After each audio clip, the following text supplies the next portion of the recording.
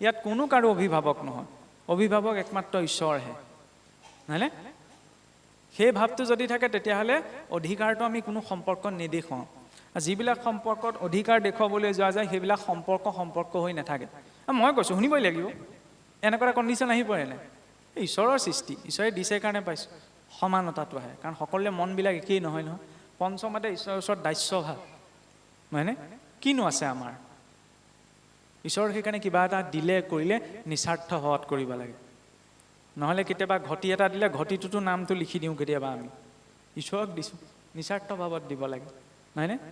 তেতিয়া নিজৰ নামটো যদি লিখি দিয়া যায় সেইটোতো ঈশ্বৰৰ অৰ্পণ নহয়। অৱশ্যে ধৰি লওক সেইটো মনৰ প্ৰশান্তিৰ বাবে এটা চিন ৰূপত থাকিবলৈ দিয়া যায়। দেউতাজনৰ সেইটো ভাৱ নাথাকে, কিন্তু কথাটো মই কিয় টানি আনিছোঁ, তাৰ জৰিয়তে নিজকহে দিয়া যায়, ঈশ্বৰক দিয়া নাযায়। নহয় যদি মই এতিয়া চাওঁ, আমি যে নাম লিখি দিওঁ, নহয়নে? নাম লিখি দিয়াৰ লগে লগে সেইটো আপোনাক দিয়া নহ'ল, মোৰেই হৈ আছে চাবলৈ গ'লে, তাত মই লিখি দিছোঁ ন নামটো। সামাজিক ক্ষেত্ৰত সেইটো বেলেগ, ঈশ্বৰৰ ক্ষেত্ৰত নামটো আঁতৰাই দিব লাগে পৰাপক্ষত, যাতে তেওঁক দি দিয়া গ'ল, এতিয়া সকলো তেওঁ, তাত মোৰ নামৰ প্ৰাসংগিকতা নালাগে, নহয়নে? এইটো ভাৱ, ভুল শুদ্ধ বিচাৰ কৰিবলৈও যোৱা নাই আকৌ দেই, নহ'লে এইবিলাক বিষয় লৈ আকৌ সমাজত কিবা এটা হ'ব পাৰে, নহয়নে? নামটো লিখি দিলে সেইজনে তাত নিলিখিবলৈ ক'লে, সেইটো নহয়। তেওঁ নিজৰ মনটোৱে ক'ব লাগিব, মোৰ মনটোৱেও ক'ব লাগিব যে নামটো নহ'লেও হ'ব। কিন্তু মনত যদি শুধৰণিটো থাকে তেতিয়াহ'লে নামটো দিয়াই প্ৰয়োজন, যাতে চিন এটা হিচাপত থাকি যায়, নহয়নে? যাই হওক, শেষত কি ক'লে? আত্মনিবেদন কৰাটো এতিয়া বৰ টান, চাৰিওফালৰ পৰা ঈশ্বৰক চিন্তা কৰাটো বহুত সমস্যা নহয়। সেইবাবে চাওকচোন, যেতিয়া জগতত প্ৰথম সৃষ্টি কৰিছিল ঈশ্বৰে, সৃষ্টিৰ সংকল্প কৰোঁতে প্ৰথম প্ৰকৃতিক স্বজন কৰিলে। প্ৰকৃতিৰ পৰা আহিলে মহত্তত্বৰ পৰা তিনিটা অহংকাৰ সৃষ্টি হ'ল, ত্ৰিগুণাত্মিকা প্ৰকৃতি। সাত্বিক অহংকাৰৰ পৰা 14জন দেৱতা প্ৰকট হ'ল। ৰাজসিক অহংকাৰৰ পৰা পঞ্চকৰ্মেন্দ্ৰিয়, এই ভৰি, হাত, মুখ, চকু, নহয়নে? গুহ্য আৰু লিংগ, এই পঞ্চকৰ্মেন্দ্ৰিয় আৰু পঞ্চ জ্ঞানেন্দ্ৰিয়, জিভাখন, ছালখন, চকু দুটা, কাণ, নাক, এই 10 ইন্দ্ৰিয় আৰু মনটোৰ লগত লগ লাগি একাদশ ইন্দ্ৰিয় ৰজোগুণৰ পৰা সৃষ্টি হ'ল। তমোগুণৰ পৰা পঞ্চ তন্মাত্ৰ, শব্দ, স্পৰ্শ, ৰূপ, ৰস, গন্ধ আৰু পঞ্চ মহাভূত, ভূমি, অগ্নি, জল, বায়ু, আকাশ, এইখিনি তত্ত্বৰে শৰীৰটো নিৰ্মাণ হ'ল। এই গোটেইখিনি বস্তু অহংকাৰৰ পৰা সৃষ্টি হৈছে, সেইবাবে এই গোটেইখিনিত অহংকাৰটো জড়িত হৈ থাকে। আৰু কাম, ক্ৰোধ, লোভ, মোহ, এইবিলাক নীতি নিয়মত থাকিলে অকণমান সংযম কৰিব পাৰি, হয়নে নহয়? আচল সমস্যা কি? এই অহং মম ভাৱটো। মাতৃ যশোদাই ভগৱান কৃষ্ণক বান্ধিবলৈ যাওঁতে নন্দ মহাৰাজৰ 1 লাখ গৰু আছিল, 1 লাখ পঘায়ো নোৱাৰিলেগৈ, দুৱাঙুলত থাকি গ'ল। মাতৃ যশোদাৰ মনত কি কাম ভাৱ আছিল নি? ক্ৰোধ ভাৱ আছিল নি? লোভ আছিল নি? মদ মাচৰ্য ঈৰ্ষা অসূয়া আছিল জানো? একো নাই। কিয় নোৱাৰিলে দুৱাঙুলত? মই মোৰ ভাৱ বহুত উচ্চ পৰ্যায়লৈ থাকেগৈ অহংকাৰ, হয়নে? সেই আচল সমস্যা এই মই মোৰ ভাৱ দুটা। আৰু ৰাতিপুৱা শুই উঠাৰ পৰা গধূলা বিচনালৈ যোৱালৈকে এই মই মোৰ শব্দ দুটা উচ্চাৰণ নকৰাকৈ আপোনাৰ মোৰ জীৱনটোৱেই নচলে, নহয় জানো? কোনে কৰিলে? মই কৈছোঁ, মোৰ হয়, হয়নে? সেইকাৰণে পুৱা গধূলা বাকী গোটেই দিনটো মই মোৰ শব্দ দুটা সংসাৰৰ ক্ষেত্ৰত প্ৰয়োগ কৰি থাকোঁ আমি।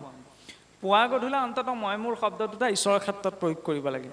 মই কোন? ঈশ্বৰৰ দাসৰো দাস, হয়নে নহয়? গোপী ভট্টা পদকমলয়ো দাসো দাসানো দাসং দাস, গোপী ভট্টা পদকমলৰ দাসৰো দাসত তানৱ ৰাসৱ হৈলো। কেৱল গালেই নহয়, ভাৱটোও লাগে যে মই তেওঁৰ দাসৰো দাসৰ দাস, এইটো মোৰ পৰিচয়। মই কোন? ঈশ্বৰৰ সেৱকৰো সেৱক, আৰু মোৰ কোন? একমাত্ৰ ভগৱান। সেইখিনি সময়ত মই মোৰ ভাৱটোৰো সাৰ্থকতা আহে। কিন্তু যদি কেৱল সংসাৰৰ ক্ষেত্ৰতে মই মোৰ শব্দটা প্ৰয়োগ কৰি থাকোঁ তেতিয়াহ'লে তেওঁ বন্ধনত সোমাই গৈ থাকে, বদ্ধতাত সোমাই গৈ থাকে। এতিয়া অহংকাৰৰ পৰা সৃষ্টি হোৱা কাৰণে সমস্যা গোটেইকেইটাত আছে। এই কিছুসকলে এতিয়া চাবচোন দেই, কথাবিলাক আচলতে বহল দৃষ্টিভংগীৰে চাব পাৰিলে ভাল হয়। এই সত্যগুণৰ পৰা যি 14জন দেৱতা প্ৰকট হ'ল, সেই 14জন দেৱতাক ঈশ্বৰে ক'ত অধিষ্ঠান দিলে? আমাৰ শৰীৰত। এই ভাগৱতৰ পদ এটাই বৰ বেছি সমস্যা সৃষ্টি কৰি থাকে। আন দেৱী দেৱ নকৰিবা, হেব মূৰ্তিকো নাচাইবা ধৰ, গৃহ নপকিবা, প্ৰসাদো নাখাবা, ভক্তি হৈব বিভিচাৰ। এটা কথা ঠিক, বৈষ্ণৱ মাৰ্গত আমাৰ ভজনীয় দেৱ এজনেই, ভগৱান কৃষ্ণ বিষ্ণু, হয়নে? গুৰি তেওঁৱেই, কিন্তু তেওঁৰ পৰা সৃষ্টি হোৱা সমস্ত দেৱী দেৱতাসকলো তেওঁৰ বিভূতি। আপোনাৰ ঘৰখনৰ মূল মানুহ আপুনি, আপোনাক চিনি পালোঁ বুলি আপোনাৰ ল'ৰা ছোৱালীক মই সন্মান নকৰিম, এইটো কথা হ'ল? এইটোতো হ'ব নোৱাৰে, নহয়নে? শান্তমূৰ্তি কৃষ্ণ দেৱক ভজন্ত আন দেৱ সমস্তকো নিন্দা নকৰন্ত, কেতিয়াও যাতে আন দেৱী দেৱতা বুলি কাকো নিন্দা নকৰে, এইটো ভাৱ হ'ব লাগে। আৰু দ্বিতীয় কথা হ'ল কি, আন বুলি ক'লেতো আমি তেওঁলোকক আন বুলি নুবুজোৱে, কাৰণ ঈশ্বৰে নিজেই সৃষ্টি কৰিছে। আন কেনেকৈ হ'ল? আপুনি নিজৰ ল'ৰাটোক আন বুলি ক'ব জানো? নিজৰ পত্নীক আন বুলি ক'ব জানো?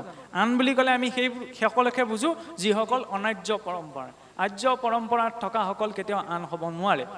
কাৰণ য'ত নৰবলি ইত্যাদিৰ বিধান আছে, নহয়নে, যিবিলাক তমোগুণৰ মাৰ্গ, আমাৰ শাস্ত্ৰ উল্লেখ নথকা সেইসকলকে আমি আন বুলি ভাবোঁ। আৰু তাত গৃহ শব্দটো প্ৰয়োগ কৰিছে মহাপুৰুষে, মন্দিৰ শব্দটো প্ৰয়োগ কৰা নাই। গৃহস্থী ঘৰখনৰ দেৱতা হৈছে পুৰুষজন, সেইকাৰণে আমাৰ লক্ষ্মীনাৰায়ণ বুলিতো জ্ঞান কৰে। কিছুসকলেতো নামানিব পাৰে, কিন্তু কাৰোবাৰ সাহস আছেনে বিবাহৰ বিধিখন সলাই দিয়া? লক্ষ্মীনাৰায়ণ বুলি জ্ঞান কৰা হয়নে নহয়? হয়নে নহয় বাৰু? সেই আপোনাৰ বিবাহিত পুৰুষজনক আৰু পত্নীগৰাকী, তেল দেৱী দেৱতা তাতেই আছে। আৰু তাতহে নালাগে, বাহিৰত নকৰো নালাগে, গোটেই দেৱী দেৱতা সোপাচোন ইয়াতেই বহি আছে। কৰ্ণত দিগগণ, নাসিকাত অশ্বিনী কুমাৰ, নেত্ৰত আদিত্য, পদত বিষ্ণু, হস্তত ইন্দ্ৰ, মনত চন্দ্ৰ, অহংকাৰত ৰুদ্ৰ, লিংগত প্ৰজাপতি, গুহ্যত মিত্ৰ। গতিকে সূক্ষ্মভাৱেও চাব লাগিব। এই ইয়াত থকা বৰুণৰ প্ৰতি যদি আসক্ত নহওঁ, জিভা ইন্দ্ৰিয় দেৱতা বিষয়ে তিনিওটা সংযুক্ত হৈছে, জিভাখনৰ অধিষ্ঠাতা বৰুণ। এতিয়া বৰুণক কেৱল সোৱাদ খুৱাই থাকিলেই নহ'ব নহয়, সেই খোৱা বস্তুটোত শুদ্ধ আত্মিকতাটো বিচাৰ কৰিব লাগিব।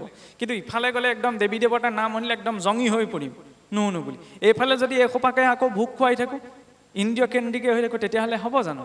নহ'ব। সেইকাৰণে ইয়াতো গুৰুত্ব এটা দিব লাগিব।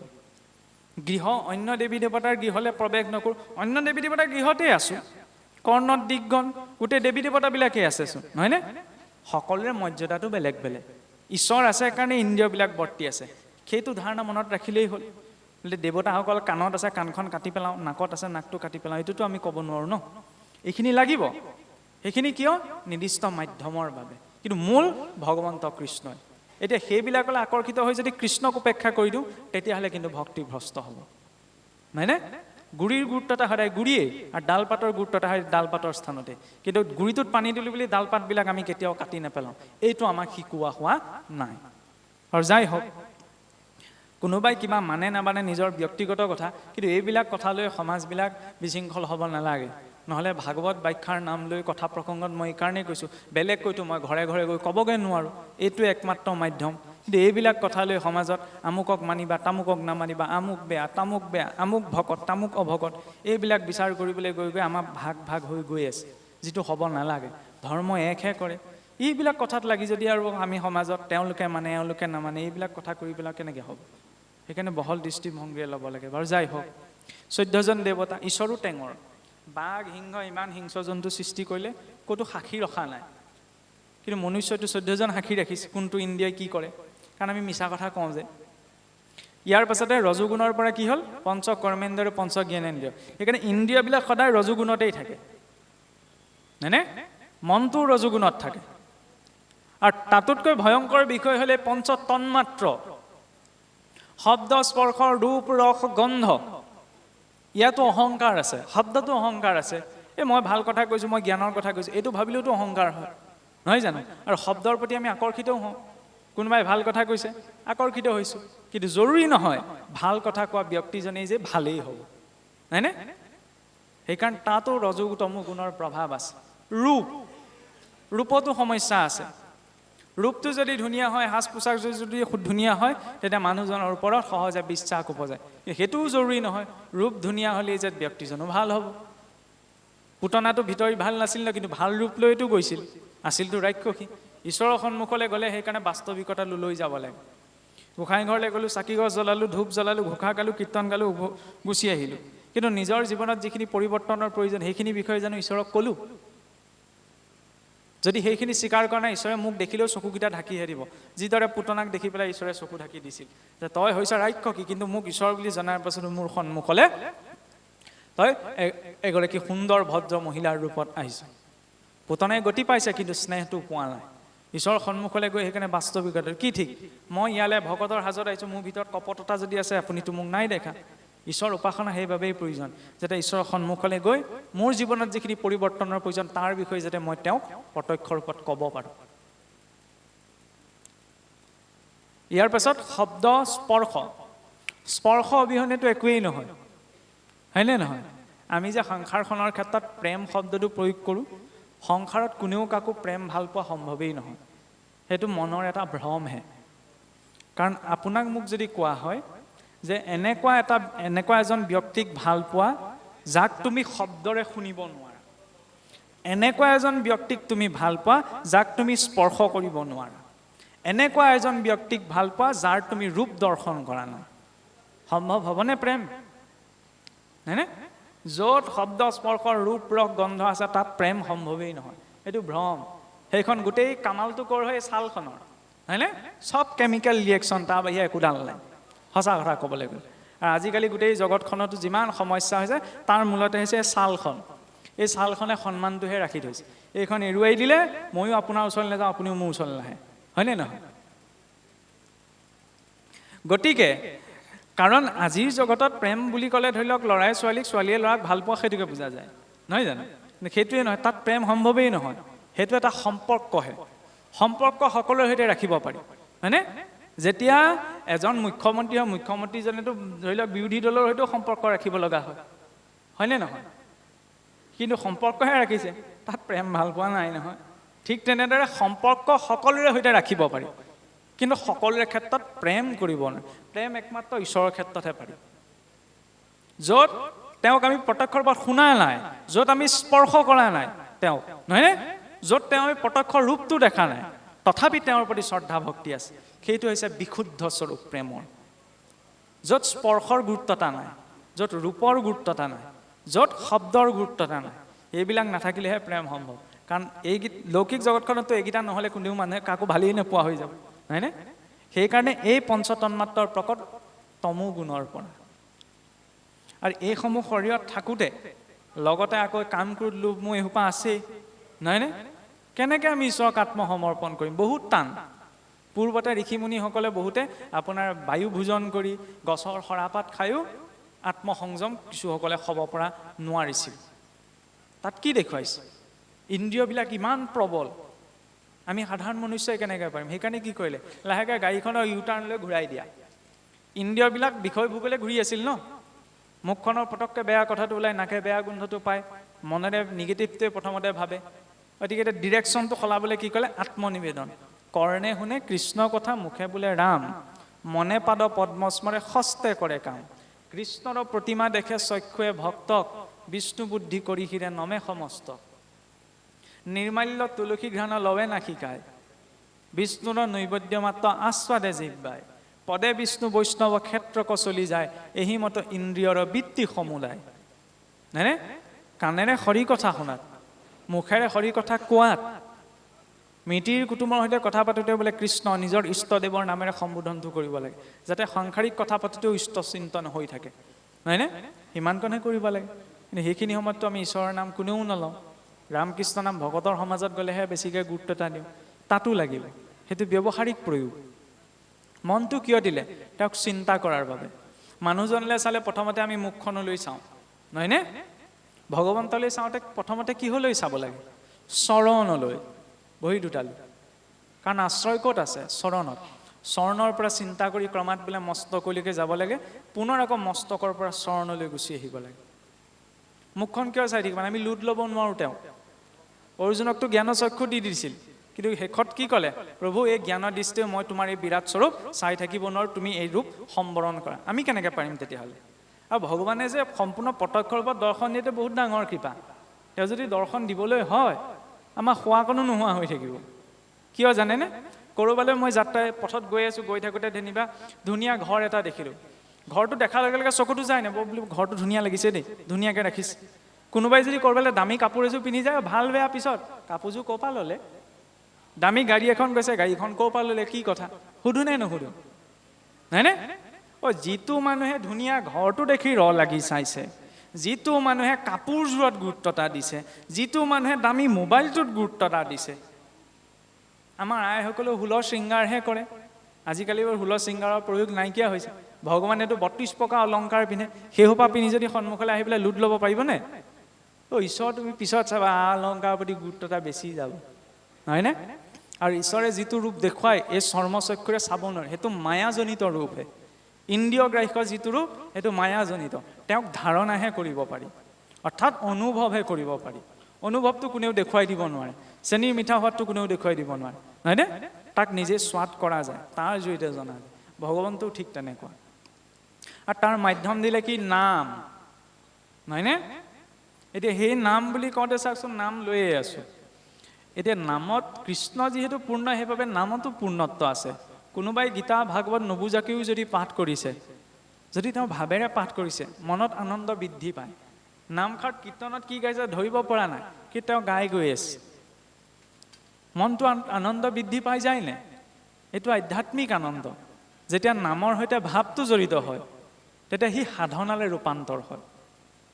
তাৰ বিপৰীতে ভৌতিক জগতখনত চাওকচোন, কাৰোবাৰ ঘৰত সন্তান এটি জন্ম হৈছে, জন্ম হোৱা দিনৰ আনন্দ ছমাহ বছৰেকলৈ একেই নাথাকে। আমাৰ নিচিনা বয়সতো ভুলতো নাথাকেগৈ, নহয়নে? কথা ক'লে নুশুনা হৈ যায় নহয় বহুত ল'ৰা ছোৱালী, নহয়নে? কোনোবাই চাকৰি এটা পাইছে, চাকৰি পোৱা দিনাৰ যিটো আনন্দ, ৩-৪ বছৰ পিছত একেটা আনন্দ থাকে জানো? নাথাকে। একে ভাগৱতকে শুনি আছোঁ, একেখিনি ঘোষাকে গাই আছোঁ, কাৰোবাৰ মুখত শুনিছে জানো? নতুনকৈ ঘোষা এভাগ ওলোৱাহেঁতেন কাৰো মুখত শুনিবলৈ নাপায়। কাৰণ ইয়াত পূৰ্ণ ঈশ্বৰ কৃষ্ণৰ লীলা বৰ্ণনা কৰা হৈছে। যিমানে ভাৱপূৰ্ণভাৱে ইয়াক শ্ৰৱণ কীৰ্তন কৰা যায়, সিমানে মনত আনন্দ বৃদ্ধি পায়। আৰু তাক উচ্চাৰণ কৰিলে শৰীৰত এটা ভাল ৰসায়নো বোলে নিৰ্গত হয়। তাক বিজ্ঞানীসকলৰ নাম দিছে আনন্দামাই, আনন্দ অনুভৱ হয়, হয়নে?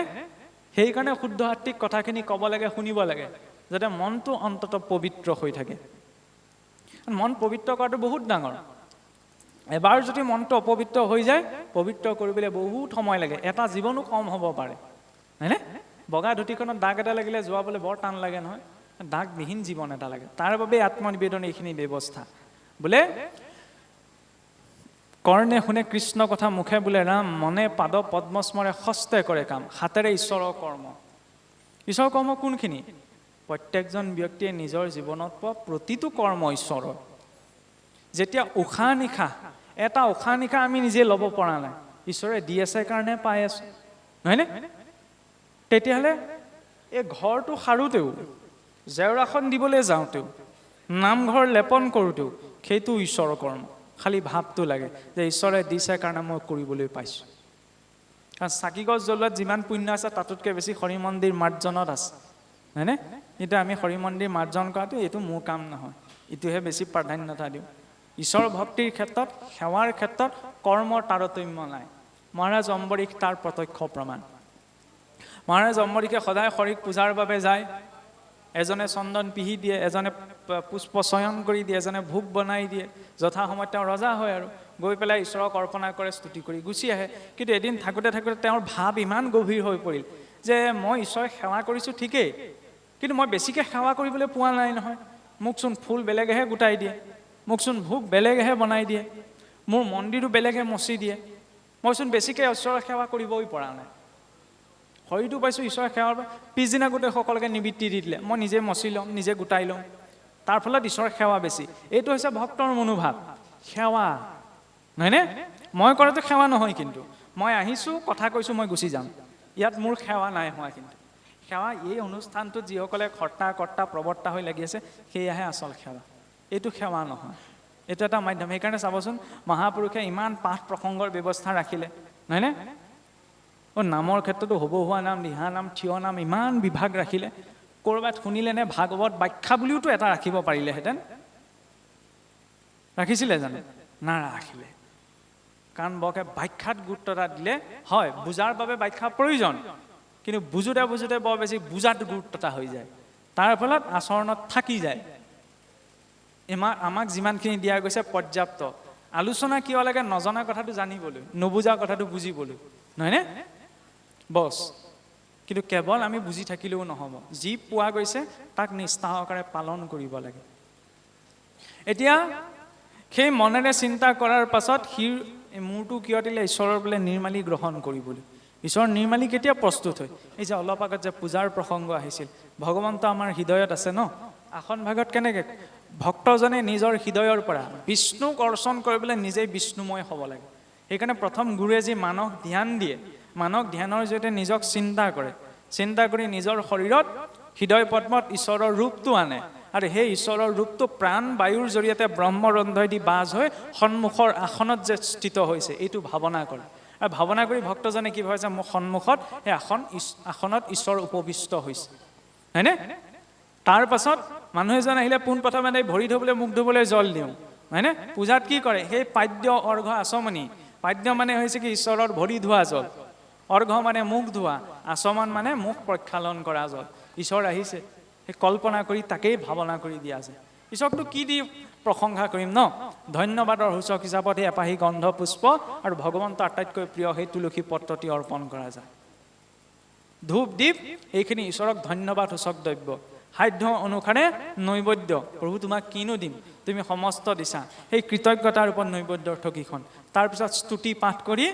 সেই পূজা সমাপন হয় আৰু ঈশ্বৰক দিয়া বস্তু যেতিয়া ভক্তজনক দিয়া যায় সেয়া হৈছে নিৰ্মালী সেয়া লাগিলে প্ৰসাদেই হওক প্ৰসাদো নিৰ্মালী হয়নে প্ৰসাদ সেইকাৰণে আমাৰ বেছিকৈ দিয়া ব্যৱস্থা নাই কিন্তু এতিয়া সমাজত প্ৰচলন হৈ গ'ল আৰু প্ৰসাদ যিমানে কমকৈ দিয়ে সিমানে মৰ্যাদাটো থাকে প্ৰসাদৰ সন্মানটো থাকে ইমানখিনিলে যেতিয়া প্ৰসাদ যাব তেতিয়াহ'লে প্ৰসাদৰ সন্মান নাথাকেগৈ হয়নে সেইকাৰণে প্ৰসাদ অল্প ৰূপত গ্ৰহণ কৰিব লাগে অল্প ৰূপত দিব লাগে এইটো কথা সুকীয়া যে আমাৰতো ঘৰলৈ ভাগ দিয়ে ঘৰৰ কোনোবা এজন সদস্য আহিব পৰা নাই তেওঁলোকৰ বাবেও প্ৰসাদ অকণমান দি পঠিওৱা হৈছে নহয়নে কিন্তু এইখন পাত নহয় হয়নে সেইখন পাত দিলে প্ৰসাদৰ মৰ্যাদাটো নাথাকে নহয় ঘৰলৈ নিয়াৰ পিছত প্ৰসাদকেইটা সেইবোৰ ওপৰত সন্মান কৰা হয় জানো কিন্তু হাততে এমুঠি দিয়কচোন পৰম তৃপ্তিৰে খাব নহয়নে মগুমাকেইটা থাকিলে আঙুলিকেইটো চুপি চুপি খাব নহয়নে কিন্তু এইখিনি যদি দি দিয়ে অনিহা উপজিব তাৰ ফলত কি হয় প্ৰসাদৰ অপমান হৈ যায় ন সেইকাৰণে প্ৰসাদ অল্প ৰূপত গ্ৰহণ কৰোঁ উদৰ পূৰে খাব নালাগে ভাল বস্তু হ'লেও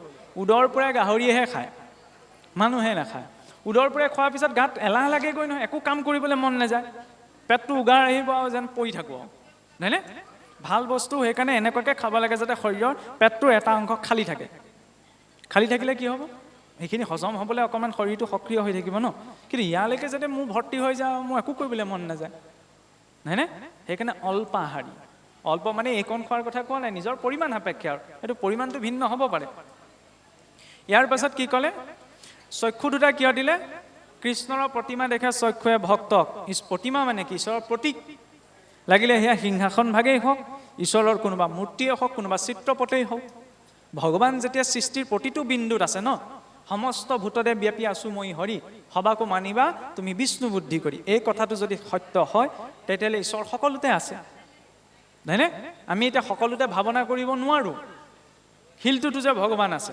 কাৰণ আমাৰ চেতনাটো ইমান শুদ্ধ নহয় সেইবাবে অন্ততঃ ঈশ্বৰৰ প্ৰতীকসমূহত যে ঈশ্বৰ আছে সেইটো ভাৱনা কৰিব লাগে যে শাস্ত্ৰত যিদৰে ঈশ্বৰ আছে ঈশ্বৰৰ সেই চিত্ৰপটখনতো ঈশ্বৰ আছে নহয়নে সেইবাবে য'তে ত'তে ঈশ্বৰৰ চিত্ৰ ৰাখিবও নালাগে আৰু য'তে ত'তে ঈশ্বৰৰ নামো লিখিব নালাগে আমাৰ য'তে ত'তে লিখি দিয়া যায় লিখি দিয়াৰ পিছত কি হয় সেইকাৰণে চাবচোন ৰাম নামী বস্ত্ৰ এখনো যে কঁকালৰ তলত আজিকালিতো ভগৱানৰ নাম লিখা এনেকুৱা চোলা কাপোৰ ওলাইছে সেই চোলা কাপোৰটো লেতেৰা হ'লে ক'ত ধুব গা ধোৱা বাথৰুমটোত যি ৰামকৃষ্ণ নাম আসনৰ কাপোৰখনত থাকে সেই ৰামকৃষ্ণ নাম যেতিয়া সেই আপোনাৰ মূত্ৰ প্ৰস্ৰাৱ ত্যাগ কৰা বাথৰুমটোত থুকুচি দিব কিটো থাকিলে আৰু নামঘৰৰ কাপোৰখন নি ঘৰৰ বাথৰুমটোত আমি নুধুংগে নহয় হয় নাই বাল্টি এটা বেলেগকৈ কিনি আনো চাৰ্ফ চাবোন বেলেগকৈ কিনি তাৰপিছত বহুত সাৱধানতে ধোৱা যায় হয়নে সেইকাৰণে ৰামকৃষ্ণ নাম মন্ত্ৰতকৈও শক্তিশালী মন্ত্ৰত বিধি নিষেধ আছে সকলোৱে আমি মন্ত্ৰক উচ্চাৰণ কৰিবও নোৱাৰোঁ আৰু সকলো মন্ত্ৰত আমাৰ সকলোৰে অধিকাৰো নাই কিন্তু নামত সকলোৰে অধিকাৰ আছে যি নামে জীৱক তৰাব পাৰে সেই নাম য'তে ত'তে কিয় লিখিম গোপনভাৱে ৰাখিব লাগে নাম গুৰুৱে কাণে কাণে দিয়ে হয়নে নহয় এতিয়া চাব আপোনালোকৰ ইয়াত বৰ ভাল কথা এটা দেখিছোঁ নক'লোহেঁতেন কিন্তু মানে এতিয়া নাই কাৰণে কৈছোঁ সাধাৰণতে আমাৰ যিবিলাক মাংগলিক অনুষ্ঠানৰ চিঠি পত্ৰ স্থাপন কৰা যায় ন তাত চাবচোন সাধাৰণ কাগজ এখন হ'লেও তাত ভাগৱতৰ মূল মন্ত্ৰটো লিখি দিয়ে কিন্তু আপোনালোকৰ লিখি দিয়া নাই এইটো বহুত চিন্তাশীল ব্যক্তিৰ কামেই হ'ব কাৰণ ভাগৱতৰ দ্বাদশাক্ষৰ মন্ত্ৰ গুৰুৱে কাণে কাণে শিষ্যক দিয়ে আৰু মন্ত্ৰত সকলোৰে অধিকাৰ নাই যেতিয়ালৈকে গুৰুমুখে মন্ত্ৰ লোৱা নাযায় হয়নে এতিয়া যি দ্বাদশাক্ষৰ মন্ত্ৰত 12 স্কন্ধ ভাগৱতৰ সাৰ সোমাই আছে সেই মন্ত্ৰ নিমন্ত্ৰণী পত্ৰত লিখা বস্তু হয় জানো লিখাটো ডাঙৰ কথা নহয় এই চিঠিখন নি জানো মই গোসাঁই ঘৰত নথংগে নহয় অনুষ্ঠান গ'ল মই পেলাই দিবও পাৰোঁ তাৰ ফলত কাৰ অপমান হ'ল সেই দুখটোৱে কাক পাব মোক নাপায়, মই নোচোৱাকৈ গৈ পেলাই যিজনে প্ৰস্তুত কৰিছিল, নহয়নে? সেইকাৰণে কয় যে শিষ্যই যদি বোলে কিবা অপৰাধ কৰে তাৰ দুখটো গুৰুকো পায়, গুৰুৱেও পায়, নহয়নে? সেইবাবে কোৱা হৈছে কিছুমান বস্তু ব্যৱহাৰত বহুত সতৰ্কতা। ঈশ্বৰৰ নিৰ্মালিকনো সেইকাৰণে আমি আৰু শুকাই যোৱাৰ পিছত য'ত তলত দলিয়াই নিদিওঁ। কিয় নিদিওঁ? প্ৰসাদকেইটা আমি দলিয়াই নিদিওঁ, নহয়নে? কিবা পাছত খোৱাৰ যদি অনুপযোগী হৈ গৈছে তেতিয়াহ'লে আমি গৰুজনীক দি দিওঁ, নহয়নে? গৰুজনীক দিয়াটো সেইটো বেয়া কাম নহয়, কাৰণ গুটো দেৱতুল্য বুলি আমি জ্ঞান কৰোঁ ন, গো পূজিত, ভগৱন্তৰ আটাইতকৈ প্ৰিয়, নহয়নে? কেতিয়াবাতো অনুপযোগী হৈ যাব। এতিয়া কেঁচা মাহকেইটা থৈ দিওঁতে যদি বহুত ঘণ্টা থৈ দিয়া যায় বেয়া হৈ যাব, সেইবুলিতো আমি দলিয়াই নিদিওঁ ন, তাকো যথাযোগ্য স্থানতেই পেলোৱা যায়। গতিকে প্ৰতিটো বস্তু ইমান সূক্ষ্ম ব্যৱহাৰ আছে। এই সৰু সৰু কথা কিছুমান। আৰু কেতিয়াও প্ৰসাদ বাওঁ হাতত গলিয়াই খাব নালাগে। পানীগিলাচ খাওঁতেও আমি সোঁহাতেহে খাওঁ, নহয় জানো? বাওঁ হাতে কিবা বস্তু খাওঁ জানো? কিন্তু কেতিয়াবা ধৰি লওক অভ্যাসগতভাৱে আহি যায়, প্ৰসাদকেইটা বাওঁ হাতত লৈ খোৱা যায়, তাৰ ফলত প্ৰসাদৰ মহিমা নষ্ট হয়।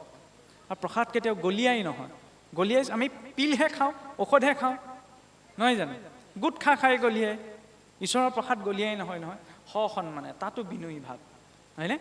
এইবিলাক হৈছে আচাৰ। এই আচাৰতহে ধৰ্ম বৰ্তি থাকে।